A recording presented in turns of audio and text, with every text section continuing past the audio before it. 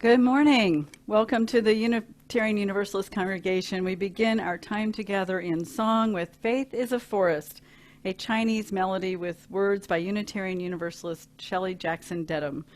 You can sing along with the lovely sound of all of us singing this together at a service many weeks ago. Your microphones are muted, so you can sing as energetically or as off-key or as silently as you like. Let us sing together.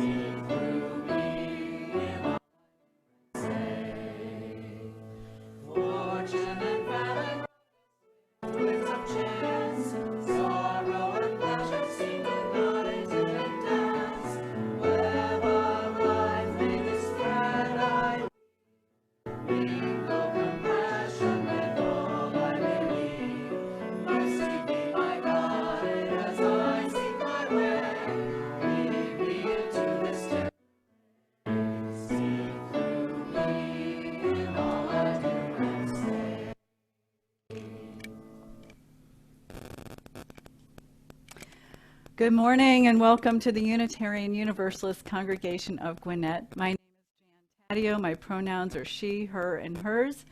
It is my tremendous joy and a great privilege to serve our faith as the minister of this congregation. Welcome and thank you for being with us on this glorious Sunday morning. We arrive from many places and many life experiences as we gather in this cherished space to recall our true selves, meaning of our lives, and explore questions of ultimacy together. If you are here for the first time or the 1,000th time, you are welcome here. If you believe in many gods, a god or goddess, no gods, you're just not sure, you are welcome here.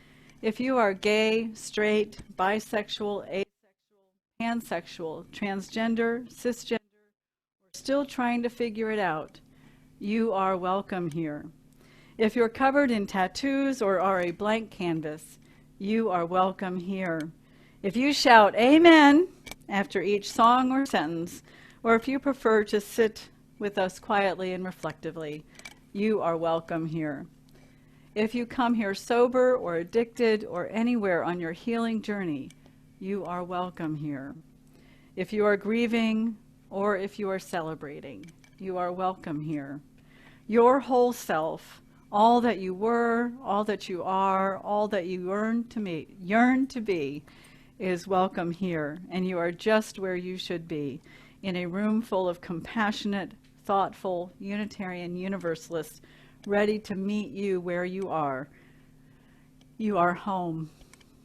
If you are a newcomer with us this morning, we welcome you and hope you will indeed find your spiritual home here with us. We are becoming a radically welcoming sanctuary in a green space. We foster spiritual growth as we joyfully nurture connections and community within our walls and beyond. If this is your first time here, I encourage you to join us several times virtually and again in person when we are able to gather in person safely, to experience the full flavor of this faith and this congregation, and to come and be curious, courageous, and compassionate with us. Now I invite you to bring your whole self into this precious time we've set aside, and take a deep breath with me, because wow, what a week it's been. Let's all take a big, deep collective breath.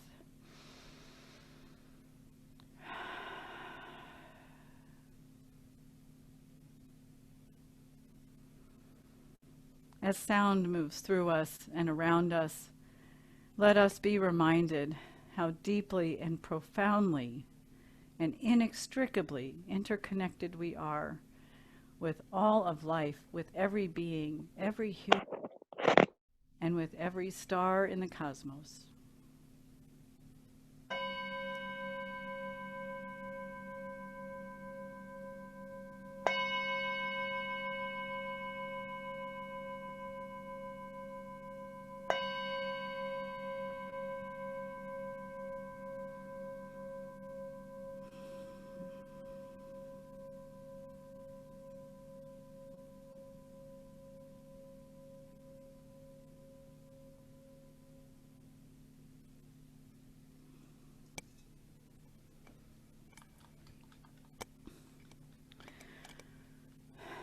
Our opening words this morning come to us from the Reverend Linda Barnes. Suspended between all that was and all that might be, we struggle to find this very moment, to live this very moment. Let us sit together for a moment and savor this moment. Let us relish this time, this between time where past meets future. Let us harbor a faith that reminds us that right now, right here, is enough.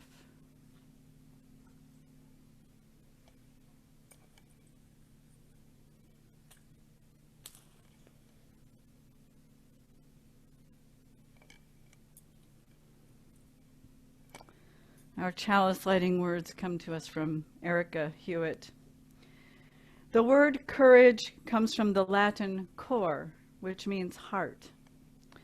According to poet Mark Nepo, the original use of the word courage meant to stand by one's core, a striking concept that reinforces the belief found in almost all traditions that living from the center is what enables us to face whatever life has to offer. To encourage means to hearten, to impart strength and confidence. This is our work as a religious community, to encourage one another, to be bold in engaging the world around us, as well as what scares us internally. To give one another the confidence and heart to live as fully as possible. With full hearts, we affirm our relationships with one another. We recognize our agency and our connective power, and we accept our responsibility to be bold and courageous. We light this chalice, symbol of all that we are, all that we have done together, and all that we will be as our shared ministry encourages those within and beyond our walls. May it be so. And now it's time for our Wonder Box. I wonder what's in the Wonder Box. We do value curiosity in this faith, so I'm curious. Let's see. Let's try it again. Did it go? Okay, it went. Oh, you heard the sound, the magic sound. I didn't hear it. Okay, but you heard it. Okay, so there's some papers in here. They say intention space, Sunday, May 31, 2020. Oh, I know what this is. We now are offering intention table activities virtually. And in the Friday e-news, you can see a list of some materials you might gather, some materials you might print, and those of us like me who are fidgeters can now have a quiet activity to do during the service that's related to the theme of our service and the theme of our month. So enjoy that. And oh, there's other stuff in here. Oh yeah, I've probably shown you some of these before because I like to share my heart with a lot of people, and I have a lot of hearts. So I'll try and make sure you can see them here. So there's a heart, great big heart. Here's a little heart, little tiny heart. Okay, can you see that? Yep, okay. Hearts. I got a blue heart. I've got a glass heart. That's a fragile heart. You gotta be really careful with that heart. Be gentle with that heart. Here's a heart that makes sound. It's a singing heart. Yeah. With lots of little hearts on it. And I've got a rock solid heart, not fragile, that can withstand anything, except maybe a sledgehammer. And this is a beautiful stone heart. Isn't that lovely? All the lines in that. It's really lovely. I'd love to invite you all to come up and see them after the service. That would be fun. This one has a little spiral on it. This one is a dish with butterflies in it. This one is all ready to be a necklace, but I never wore it as a necklace. I like it just on my altar. And this is a heart with a lotus flower on it to remind us that we can continually go deeper into our heart. There's always more to find. And that's the end of the hearts in the Wonder Box. Oh, but there's something that didn't fit in the Wonder Box. I have my hiking stick that I use when I go hiking, maybe like locally or nature trails and stuff, because it's just fun to have it. And then these are my hardcore hiking sticks for when I go backpacking and hike the Appalachian Trail for a few miles and things like that. So hiking sticks. And why would I have hiking sticks in there? Well, I'm going to tell you a story by the Reverend Gary Kowalski. And it's a story about his walking stick and the Unitarian Universalist faith. And here's how it goes. How many of you like to go hiking? I'm pretending you're in the room and I see lots of hands going up. Gary continues, I have a number of walks nearby that I like. See if you can guess where he lives. Hunger Mountain, Snake Mountain, and others. Or if we don't want to drive, my wife and I just go down to our local park where in just a few steps you can forget you're in the city. Sometimes we bring our dog Smokey along, and Smokey isn't as strong or fast as he used to be. But that's okay because I'm not as young or fast as I used to be. And Smokey reminds me to slow down. A walk in the woods isn't a race, after all. It's not all about seeing how fast you can go or how quickly you can get to the end of the trail. A walk can be like a meditation, a series of moments to be aware of all the sights and sounds along the way. If you're in too big a hurry, you forget to hear the birds sing and might not see that little mushroom growing under the tree, the one with the yellow cap. But even when you take your time, a walk can sometimes be tough going. What if it starts to rain? And what if there's a wet, soggy, boggy place where the stepping stones are few and far between? Well, in those cases, I found a couple of things that help. First of all, it helps to have a friend or two along, because then, even if it starts to pour and the raindrops are trickling down your nose, you can always sing a song together. And it's hard to feel sorry for yourself when you're singing an old Beatles song. And for those soggy, boggy places, if you can't have a friend along, there's nothing like a walking stick, which helps you keep your balance, and whether you're walking uphill or down, makes you a little steadier on your legs. Walking sticks make me think about our faith, Unitarian Universalism, which is a little different from other religions. Because for us, life is like a long walk or a journey. It starts when we're little children and just learning about our world and then grows as we grow. With each step, we're always gathering more information and gaining more experiences, finding out about ourselves, and as we explore, our beliefs change. The things we imagine might be true when we're 6 years old are different from the dreams we have when we're 60.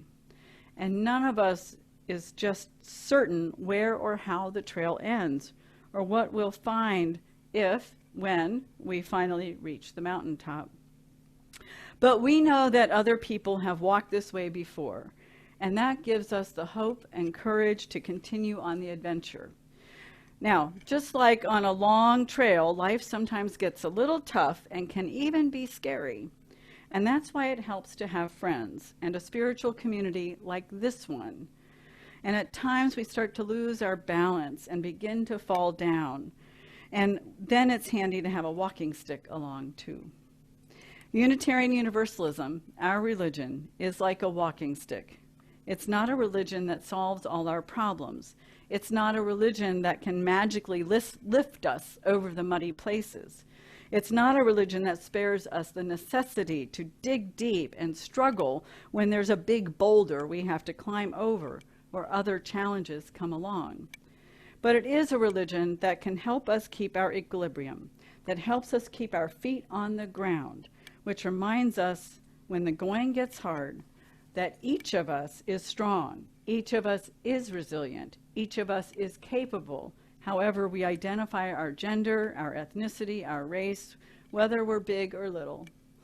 And Unitarian Universalism is a faith that encourages each one of us to find and make our own beliefs, not a one-size-fits-all religion, but one we constantly tool and retool as we go. Now, at this point, Reverend Kowalski would show you his walking stick that has his initials on it. And I've showed you my walking sticks. These went 70 miles on the Appalachian Trail with me. And this one I didn't make, but I bought it at a shop where they were handmade. It doesn't have my initials. Maybe I'll have to do that. Each of you will find and make your own stick. Or maybe you already have.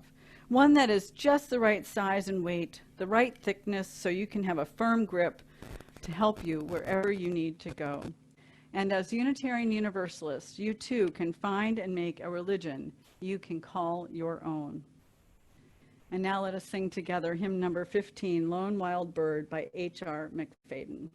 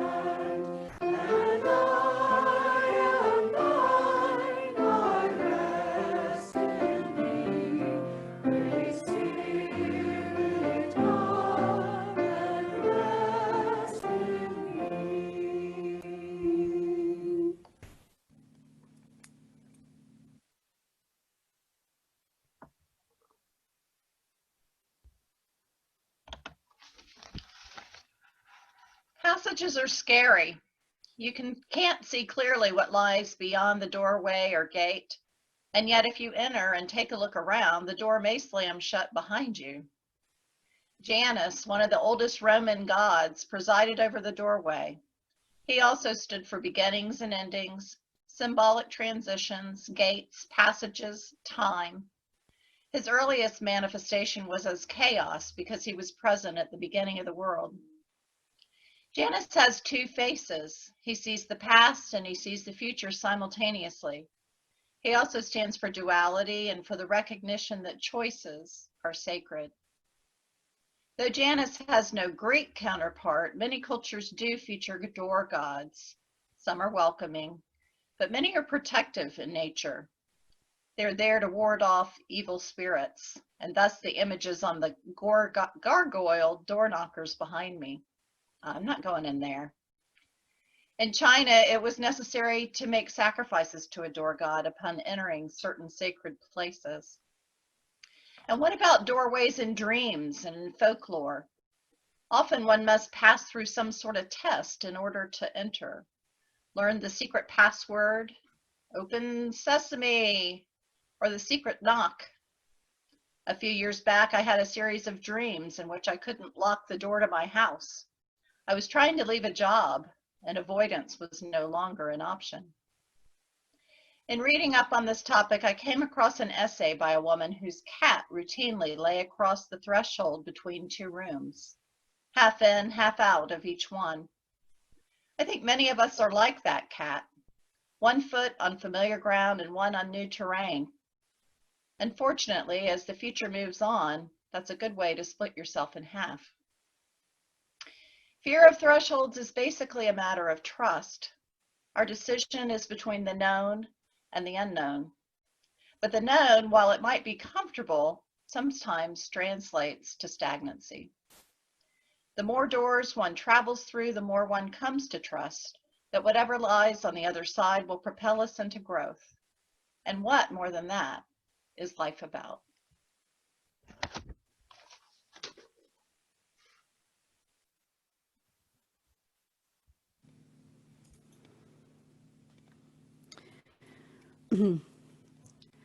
So a few weeks ago, I asked people to send me pictures of doors that they had taken, and I am so grateful for the many photos of doors people sent me. You're about to see an array of a collage with a spectacular array of these thresholds set to the music of Cliff Harden, Unitarian Universalist composer and music professional. Enjoy.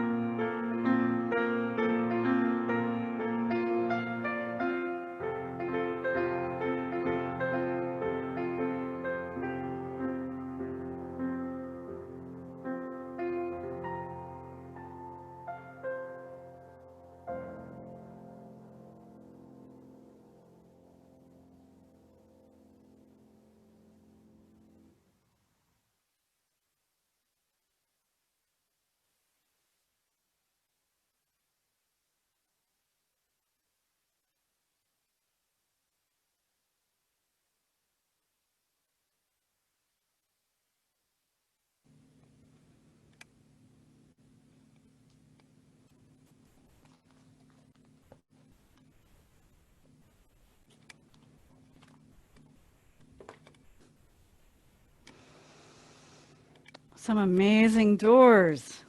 All those doors. So I wonder if you had a chance to have reactions to some of them. I found some of them were pretty easy. Like, oh, that's a door to a home, probably a loving place. Some were scary, not unlike, I didn't see any gargoyles, but I did see at least one that was really kind of scary. Many of them sparked curiosity. Some of them felt like doors I could trust, that I could trust that when I walked through those doors, that what I expected would be what I would experience. Some of them were completely unknown and nondescript, and what in the world would I find here? So it might spark curiosity, but also some fear maybe. Some looked very inviting, thresholds that we might want to sit on, stand on, lay across for a while, suspended between possibility. And then there were those that maybe might encourage us to grow a little.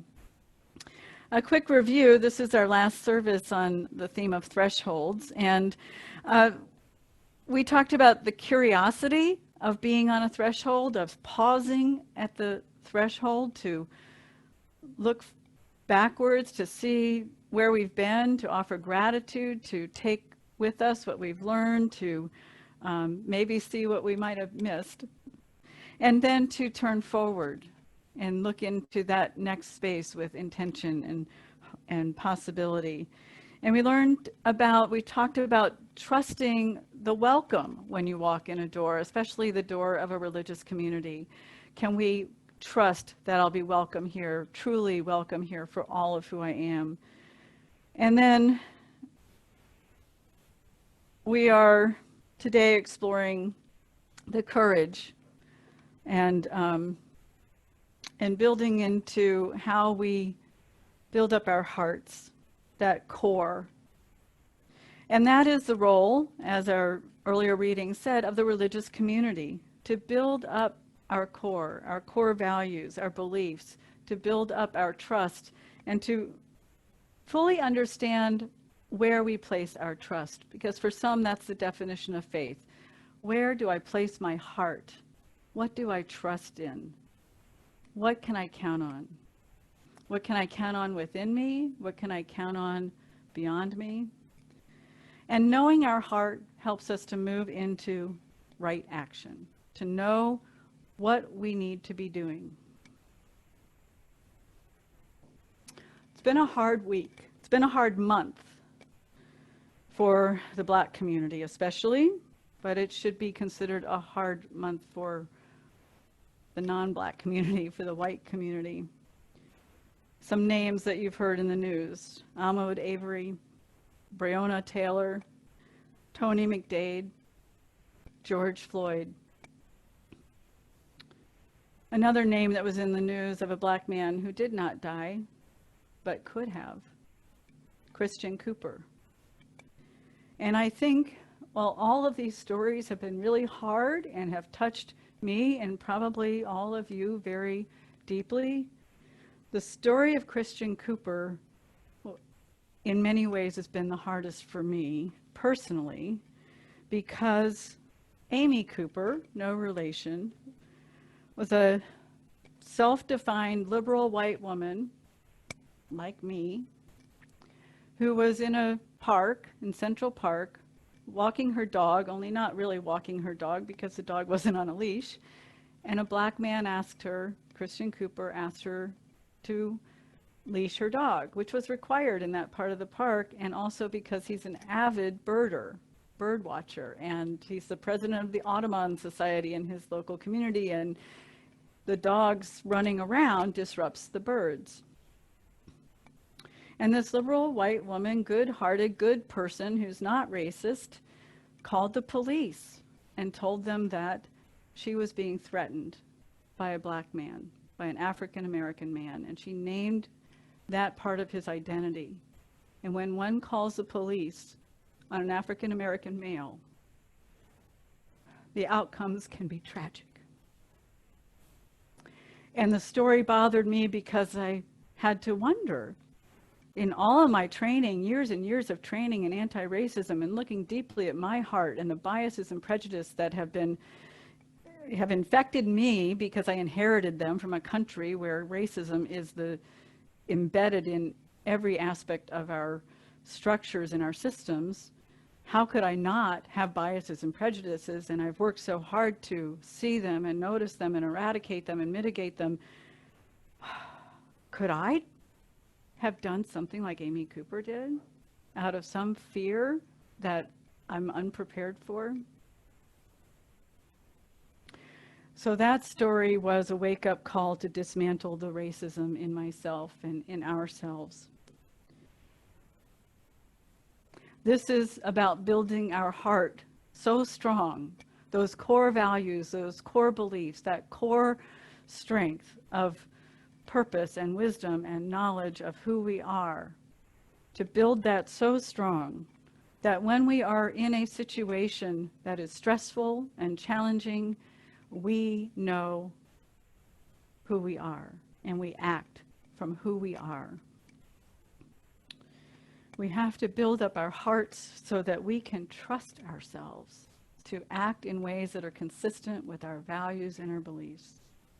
We build our hearts through practice, through spiritual practices. For me, it's meditation and Qigong, which helps me to be very focused on what I'm thinking and notice those thoughts and let them go and come back to now and continue that practice. And Qigong, to know my body, to feel what fear looks like, what it feels like, to know what comfort feels like, to know what I'm feeling in my body so I can act appropriately with what I know is my core values.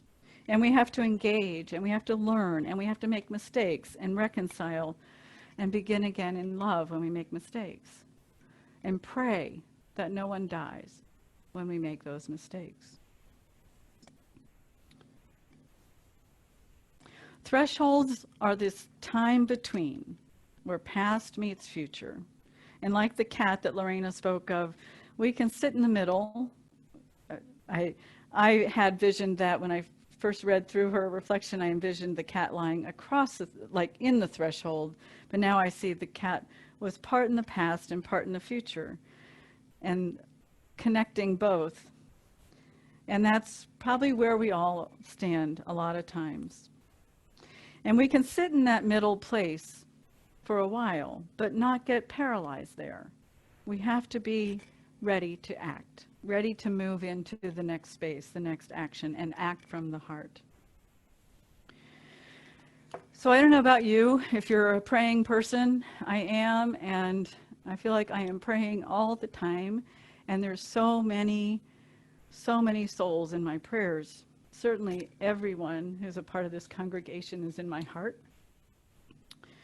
I am keeping in my heart the hundreds of thousands of people who are grieving, people who have died from the COVID-19 pandemic. I'm keeping in my heart all of the people who are still dealing with all the oppressions and systemic problems in this country, the healthcare problems, the policing problems, our economic issues, people who don't have jobs, all of that. It's just all there.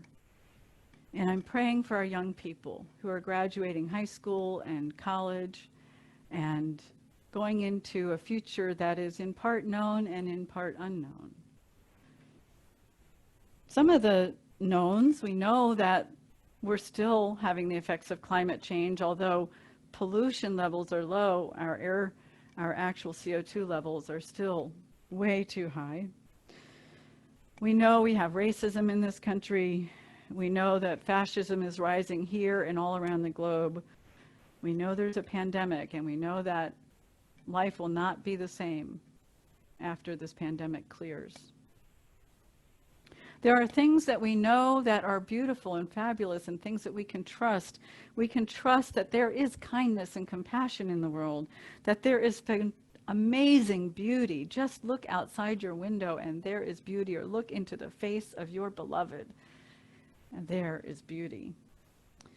There's joy, there's creativity, There's so much that we have to work with to create a world that is more consistent with supporting life and supporting love. We are truly called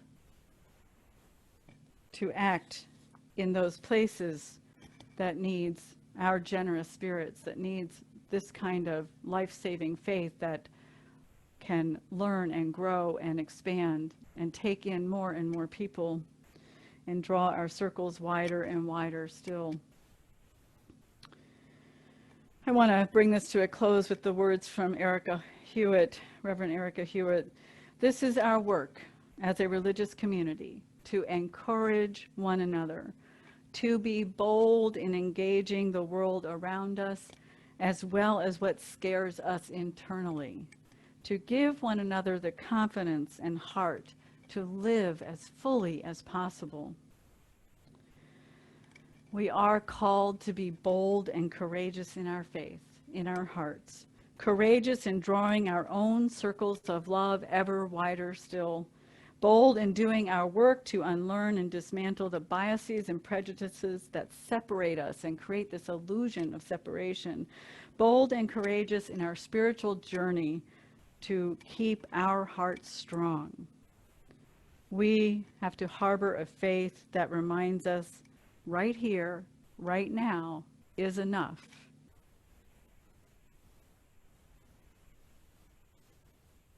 Right here, right now, is enough.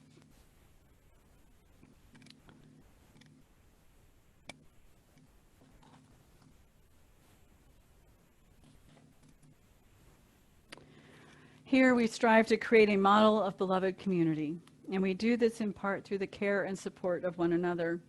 We each arrive here holding joys and sorrows, triumphs and disappointments. We set aside time in this communal space to honor that which we carry on our hearts, to celebrate together and to grieve together. If you would like your joy or sorrow shared aloud in the service, please type it into the chat space on Zoom, and our pastoral care associate, Rob Cole, will read them aloud as I light a candle of compassion to lift your joy or sorrow into the collective conscience. I invite us now to enter into a time of silent reflection as we create a container of compassion to hold our joys and our sorrows.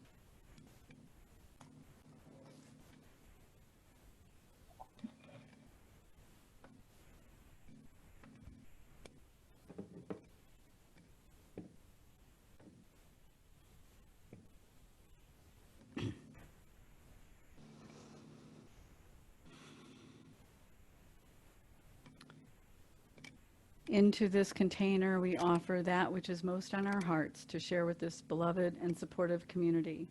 And I begin with 2 candles I would like to light. I light this candle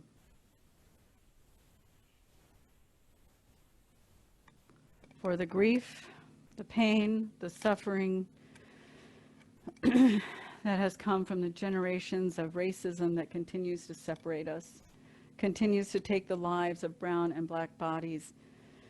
Pray all of us who are white and all of us who are infected with the biases and prejudices of hundreds of years of racism, dig deep to dismantle the biases and prejudices that we hold, to find ever more that we can mitigate in our own journey toward our wholeness.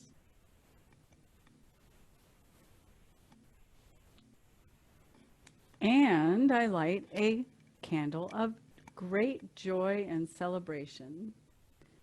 We've not been able to have our bridging ceremony this year, so we didn't quite have it all figured out, but we do have Ian Peters, who graduated from high school, headed off to college in the fall, and we want to celebrate him and his achievements and wish him the very best on his journey and hold him in our hearts and prayers as he navigates this next stage of his life journey.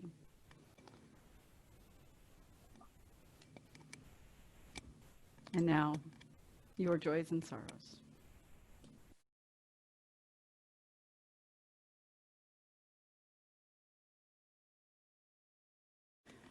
We light one more candle.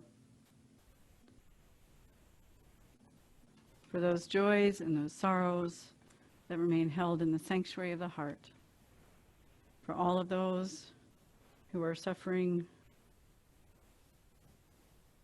in this pandemic, all of those in detention, in nursing homes, and places that are especially dangerous at this time.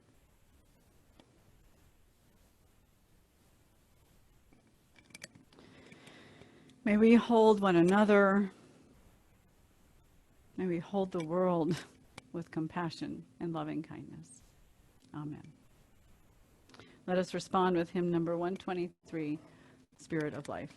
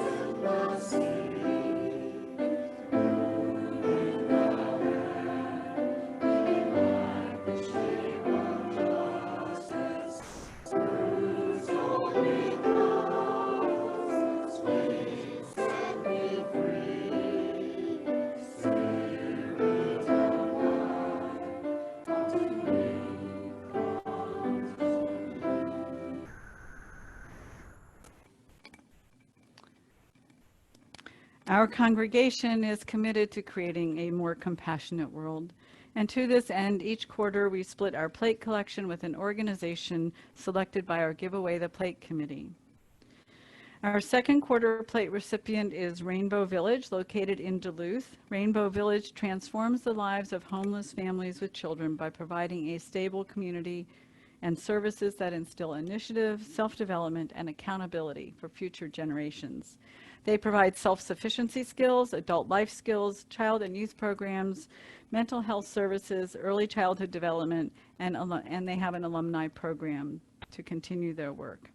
Our plate contributions also support the shared ministry of this congregation, so I ask that you please give generously to support the work of this important ministry in our wider community, as well as the vision and mission of our congregation. As we listen to a recording of Lydia Patrick playing Simple Gifts by Joseph Brackett Jr., you will see on the screen ways to contribute to our offering via PayPal or Venmo, or by mailing a check payable to UUCG to the address shown. If you are worshiping with us for the first time, your presence here today is a generous gift to this community, and you may choose to let the plate pass. The offering will now be most gratefully received.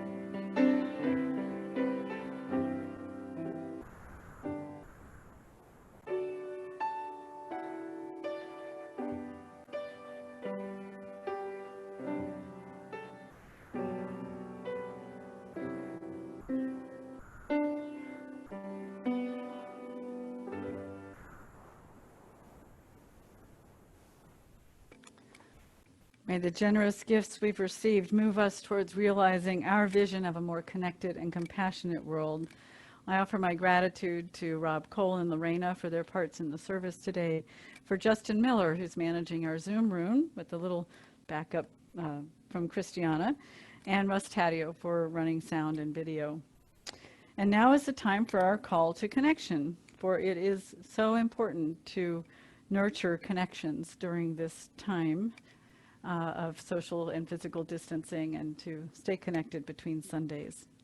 And as we say the words we say, to extinguish our chalice and remain ready to sing our closing song 131, Love Will Guide Us. We extinguish this flame, but not the light of truth, the warmth of community, or the fire of commitment. These we carry in our hearts until we are together again.